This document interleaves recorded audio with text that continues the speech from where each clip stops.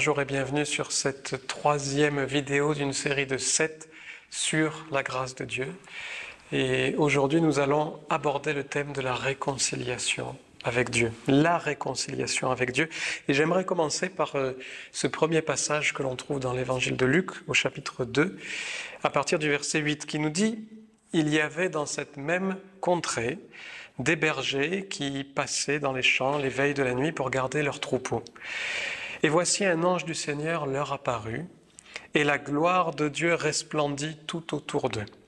Ils furent saisis d'une grande frayeur, mais l'ange leur dit « Ne craignez point, car je vous annonce une bonne nouvelle, qui sera pour tout le peuple le sujet d'une grande joie. » D'ailleurs, pour information, je vous annonce une bonne nouvelle, littéralement en grec, c'est « je vous évangélise ». Verset 11, c'est qu'aujourd'hui dans la ville de David, il vous est né un sauveur qui est le Christ, le Seigneur. Et au verset 13, il est dit « Et soudain, il se joignit à l'ange une multitude de l'armée céleste, louant Dieu et disant « Gloire à Dieu dans les lieux très hauts et paix sur la terre aux hommes qui l'agréent. » Ou paix sur la terre aux hommes envers lesquels il a une bonne volonté. Et alors, quand on lit ce passage et qu'on entend les anges qui chantent « paix sur la terre », on peut se dire, finalement, avec du recul, c'est pas terrible. Quand on sait que le dernier siècle était parmi les plus meurtriers de toute l'histoire au niveau des guerres, on se dit finalement, qu'est-ce que ça signifie ce message-là ? Eh bien, ce message-là, c'est que les anges ne parlaient pas de la paix sur la terre entre les humains, mais ils parlaient de la paix sur la terre entre Dieu et les hommes. Parce que, contrairement à peut-être une idée préconçue, il y avait bien une guerre entre Dieu et les hommes. Une guerre liée au péché, liée à une séparation, liée à un rejet de Dieu de la part de l'homme. Et cette guerre-là, qui a fait malheureusement des dégâts collatéraux, puisqu'il y a aussi une grande souffrance de Dieu, qui a été prêt à payer de la propre vie de son Fils pour rétablir toute chose, eh bien, il nous est dit dans 2 Corinthiens 5, à partir du verset 19, que Dieu était en Christ, réconciliant le monde avec lui-même. Il y avait donc un conflit, et il y avait besoin de se réconcilier entre Dieu et les hommes. Et Dieu a fait le premier pas en disant « Moi, je veux qu'il y ait réconciliation entre nous, et je ferai tout pour que les obstacles entre vous et moi soient enlevés. » Et si, vous le savez, Jésus a été envoyé sur terre, il n'a pas été envoyé sur terre pour lutter contre le péché, il a été envoyé sur terre dans le but de nous ramener à lui. Et il se trouve que pour nous ramener à lui, il fallait lutter contre le péché. Mais l'œuvre même et le cœur de Dieu n'est pas contre le péché, elle est pour sauver l'homme de la boue du péché dans laquelle il s'est mis. Donc, toujours verset 19, « Il n'a pas imputé aux hommes leurs offenses. Et il a mis en nous la parole de la réconciliation. » Verset 20, « Nous faisons donc les fonctions d'ambassadeurs pour Christ. » Qu'est-ce qu'un ambassadeur ? C'est quelqu'un qui parle au nom d'un autre. Il ne donne pas sa propre opinion, il donne l'opinion du pays. Ici, Paul est en train de dire, « Moi, je suis l'ambassadeur de Dieu. Dieu vous dit par ma bouche, je veux être réconcilié avec vous. » Comme si Dieu exhortait en nous, nous vous en supplions au nom de Christ, soyez réconciliés avec Dieu. Si Paul dit nous vous en supplions, c'est qu'il y a quelque chose de capital et d'urgent. Combien de chrétiens ont vis-à-vis de Dieu des ressentiments ? Pourquoi tu n'as pas agi dans ma vie ? Pourquoi tu n'as pas guéri telle personne ? Pourquoi tu n'as pas fait ci ? Pourquoi tu n'as pas fait ça ? Et il y a un sentiment d'injustice, d'incompréhension qui remonte et on en veut finalement à Dieu. Et il y a vraiment besoin d'une réconciliation. Le conflit entre Dieu et les hommes, il était lié au péché, c'est ce que j'ai dit tout à l'heure, mais il était lié au péché singulier et non pas au péché pluriel, c'est-à-dire le fait de ne pas croire en Dieu. C'est ce que dit Jean 16, Le Saint-Esprit convainc le monde de péché parce qu'ils n'ont pas cru en Jésus. Et aussi, alors le premier point, effectivement, c'est le conflit entre Dieu et les hommes est lié au péché, au singulier des hommes, c'est-à-dire le fait que les hommes ne croient pas en Dieu. Et le Saint-Esprit est là pour aider les hommes à croire en Dieu. C'est le premier point. Le second point, c'est que le péché nous détruit. Le péché nous détruit. Le salaire du péché, c'est la mort. C'est ce que nous dit Romains 6, 23. Mais le don gratuit de Dieu, c'est la vie éternelle. Tu choisis le péché, il y a un salaire au péché, et c'est la mort. Et de la même manière qu'un maman ou un papa souffre de voir son enfant souffrir, de la même manière, Dieu souffre de nous voir mourir à cause du péché. C'est pas parce qu'on l'a coincé religieusement et qu'on n'a pas suivi la règle 612b, c'est parce que le péché nous heurte et parce qu'il nous aime, ça le heurte de nous voir souffrir et de se dire mais quand est-ce qu'ils feront appel à moi pour s'en sortir, pour que le péché n'ait plus ce pouvoir sur eux tel qu'ils le croient. J'ai déjà tout fait en Jésus, quand est-ce qu'ils vont le croire et le vivre? Le troisième point vis-à-vis du péché, qui entraîne ce conflit également, et c'est un point vraiment important pour chacun de nous, et il est expliqué dans Ésaïe 59 à partir du verset 1 et 2, c'est que le péché endurcit notre propre cœur vis-à-vis de la relation avec Dieu.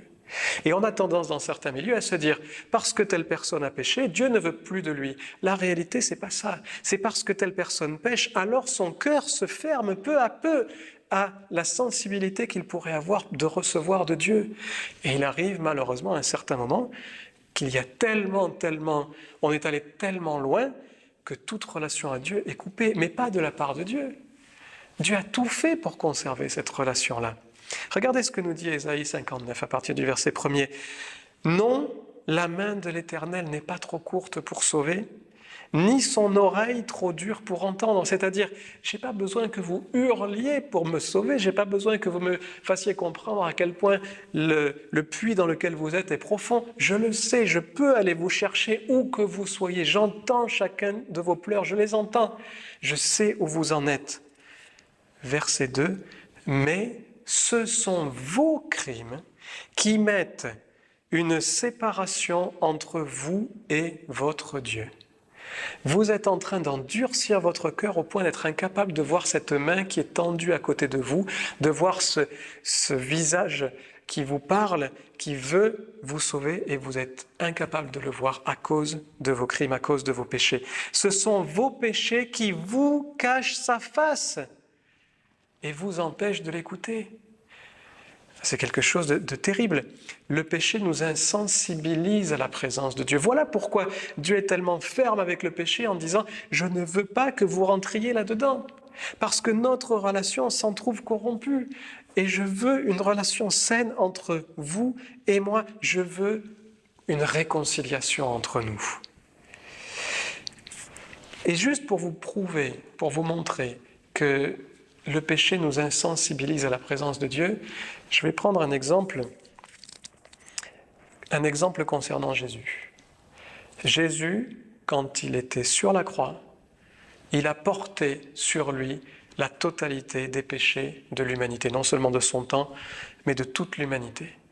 Le fait même de porter tous ces péchés a entravé sa capacité qu'il avait de manière habituelle à recevoir tout de la part de Dieu. À cause de ce péché. Vous allez me dire, mais qu'est-ce qui te permet de dire ça? Eh bien, simplement le fait que quand Jésus était sur la croix, il a dit « Mon Dieu, pourquoi m'as-tu abandonné ?»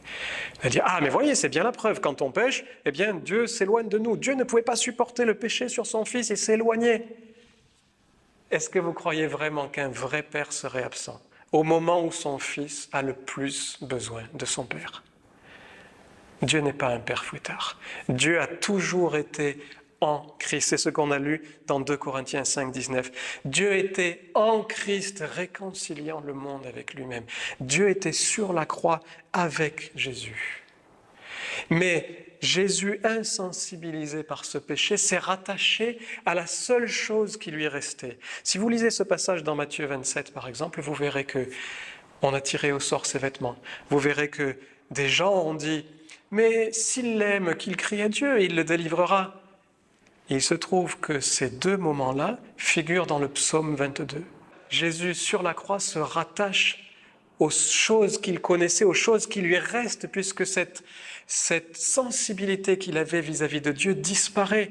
Et par la foi, il récite le psaume 22 en disant « Je suis au bon endroit quand il le faut. Je vais mourir, je ne ressens rien, je n'ai aucune certitude, je ne sais plus où j'en suis, mais je vais par la foi citer ce psaume parce que si je cite le début, j'ai cité la fin. Et je vis là-dedans et je suis moi-même le Messie que Dieu a envoyé pour réconcilier ces gens. Mon Dieu, pourquoi m'as-tu abandonné? Alors que Dieu lui-même dit à Josué, je ne te délaisserai pas, je ne t'abandonnerai pas. Dieu n'a pas changé ses promesses vis-à-vis de Jésus.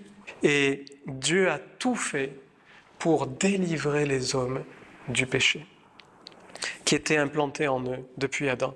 Ce péché tord nos pensées. Ce péché nous transforme notre manière de voir, nous dégrade notre manière de voir, au point qu'on va se mettre à croire que finalement Dieu nous veut du mal. Il s'est passé telle situation, mais finalement Dieu me veut du mal. Alors que dans Jérémie, il va dire, mais je connais les plans que j'ai pour toi, projet de paix et non de malheur. Sur quoi je veux m'appuyer? Sur ce que je ressens ou sur finalement qui Dieu est réellement? Colossiens 1, 21 nous dit « Et vous qui étiez autrefois étrangers et ennemis par vos pensées et par vos mauvaises œuvres, il vous a maintenant réconciliés. » C'est repris dans Romains 5, 10 où il est dit « Car si, lorsque nous étions ennemis, nous avons été réconciliés avec Dieu par la mort de son Fils, à plus forte raison, étant réconciliés, serons-nous sauvés par sa vie. » Est-ce que ce n'est pas extraordinaire? Accepter la réconciliation de Dieu, c'est accepter de voir les choses différemment. Peut-être avons-nous mal jugé Dieu. Peut-être notre jugement est-il erroné. Et ce peut-être, je pourrais répondre par l'affirmative. Regardez par exemple Matthieu 3, à partir du verset 1er. Il nous est parlé de Jean-Baptiste. Il dit de Jean-Baptiste qu'il prêchait dans le désert de Judée et qu'il disait « Repentez-vous, car le royaume des cieux est proche. » Jean est celui qui avait été annoncé par Ésaïe le prophète lorsqu'il disait « C'est ici la voix de celui qui crie dans le désert. Préparez le chemin du Seigneur, aplanissez les sentiers. » Et nous avons tous en pensée cette image du Jean-Baptiste psychorigide qui va forcer les gens à se repentir. Eh bien, essayons de voir, et je vais essayer de vous montrer quel est le message de Jean-Baptiste. Jean a appelé à la repentance, je l'ai dit dans la première vidéo. La repentance, c'est changer notre manière de penser, c'est voir les choses autrement. C'est pour ça que j'appelle la repentance la repensance.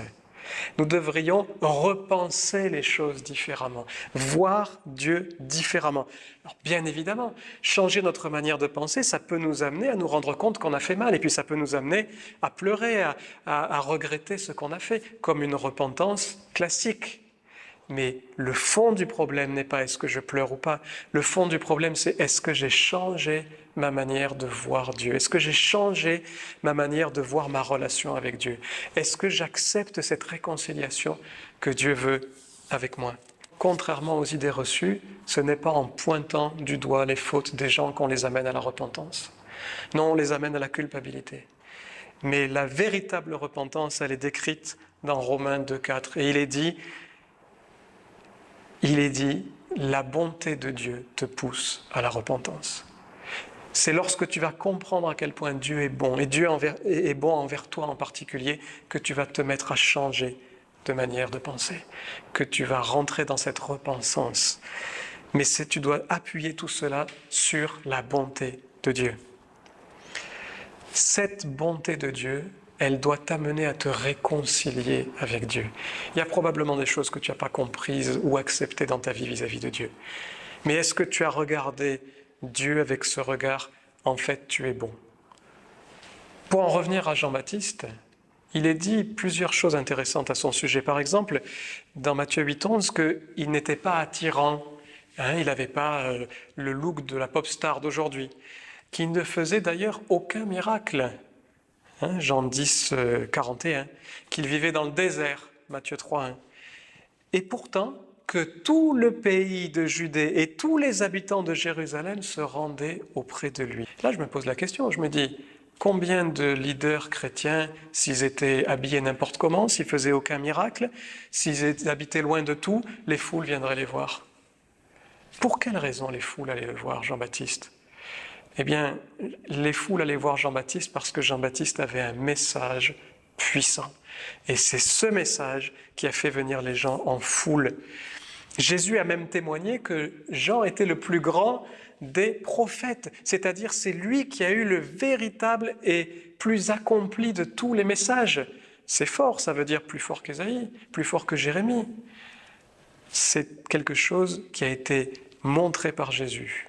Alors finalement, quel était ce message de Jean, me direz-vous? Eh bien, rappelez-vous, on a lu dans Matthieu ce passage d'Ésaïe, où il est dit « C'est ici la voix qui crie dans le désert, préparez le chemin du Seigneur, aplanissez ses sentiers. » Or, ce passage-là est relaté dans Ésaïe 40, au verset 3. Et si nous lisons simplement les versets 1 et 2, que disent-ils les versets 1 et 2? Ils disent « Consolez, consolez mon peuple, dit votre Dieu.